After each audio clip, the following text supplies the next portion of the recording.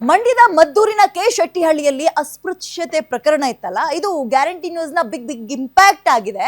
Guarantee news ವರದಿ ಆಗ್ತಾ ಇದ್ದಂತೆ ಜಿಲ್ಲಾಡಳಿತ ಇದ್ರ ಬಗ್ಗೆ ಎಚ್ಚೆತ್ತುಕೊಂಡಿದೆ.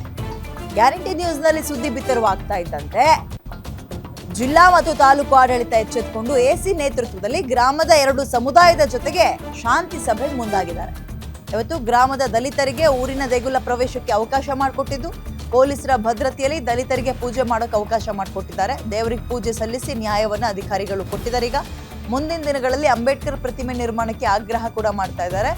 ಇದು ನಿಮ್ಮ ಗ್ಯಾರಂಟಿ ನ್ಯೂಸ್ನ ಇಂಪ್ಯಾಕ್ಟ್. ಅಂದ್ರೆ ದೇವಸ್ಥಾನದ ಒಳಗೆ ಇನ್ನೂ ಕೂಡ ಈ ಅಸ್ಪೃಶ್ಯತೆ ಅನ್ನುವಂಥದ್ದು ಕೆಲ ಊರುಗಳಲ್ಲಿ ಇದ್ದಾವೆ ಈಗಲೂ ಕೂಡ, ಇಲ್ಲ ಅನ್ನಂಗೇನಿಲ್ಲ. ಇವ್ರು ನಾವು ಪೂಜೆ ಮಾಡಬೇಕು ಅಂತ ಕೇಳ್ತಾ ಇದ್ರು. ಇದು ಸಂಘರ್ಷಕ್ಕೆ ಕಾರಣವಾಗಿತ್ತು. ಇದ್ರ ಬಗ್ಗೆ ಗ್ಯಾರಂಟಿ ನ್ಯೂಸ್ ಸುದ್ದಿಯನ್ನ ಕೂಡ ಮಾಡಿತ್ತು. ಅದ್ರ ಬೆನ್ನಲ್ಲೇ ಈಗ ಆಫೀಸರ್ಸ್ಗಳ ನೇತೃತ್ವದಲ್ಲಿ ದೇವಸ್ಥಾನಕ್ಕೆ ಯಾರು ಬೇಕಾದ್ರೂ ಹೋಗ್ಬೋದು. ದೇವರಿಗೇನು ಮಡಿ ಮೇಲ್ಗೆ ಈ ಜನ ಮಾತ್ರ ಬರಬೇಕು, ಈ ಜನಾಂಗರು ಬರಬಾರ್ದು ಅಂತೇನಿಲ್ಲ. ನೀವೇ ಮಾಡ್ಕೊಂಡಿರೋ ಕಟ್ಟುಪಾಡು.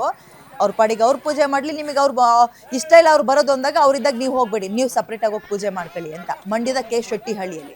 ಆ್ಯಂಡ್ ಇದು ಮಂಡ್ಯಕ್ಕೆ ಮಾತ್ರ ಸೀಮಿತ ಆಗಿಲ್ಲ, ಇನ್ನೂ ಹಲವು ಜಿಲ್ಲೆಗಳ ಹಳ್ಳಿಗಳಲ್ಲಿ ಈ ಅಸಂಬದ್ಧ ಸ್ಪೃಶ್ಯತೆ ಅವ್ರು ಹೋಗಂಗಿಲ್ಲ ದೇವಸ್ಥಾನಕ್ಕೆ, ಇವ್ರು ಮಾತ್ರ ಹೋಗ್ಬೇಕು, ಇವ್ರು ಮಾತ್ರ ಗರ್ಭಗುಡಿ ಒಳಗೆ ಹೋಗ್ಬೇಕು, ಈಗಲೂ ಇದೆ. ಅದು ಸೇವಾ ಟ್ರಸ್ಟ್ ಅಂತ ಹೇಳಿ ಏನು ಟ್ರಸ್ಟ್ ಮಾಡ್ಕೊಂಡಿದ್ರು, ಅದರಲ್ಲಿ ನಮ್ಮ ಜನಾಂಗದ ಇಬ್ಬರಿಗೆ ನಿರ್ದೇಶಕ ಸ್ಥಾನವನ್ನು ಕೊಡಬೇಕಂತ ಮಹತ್ವದಂತ 4 ಬೇಡಿಕೆಗಳೇನಿದ್ದೋ ಅದನ್ನು ನಾವು ತಾಲೂಕು ಮತ್ತು ಜಿಲ್ಲಾ ಆಡಳಿತದ ಮುಂದೆ ಇಟ್ಟಿದ್ವಿ.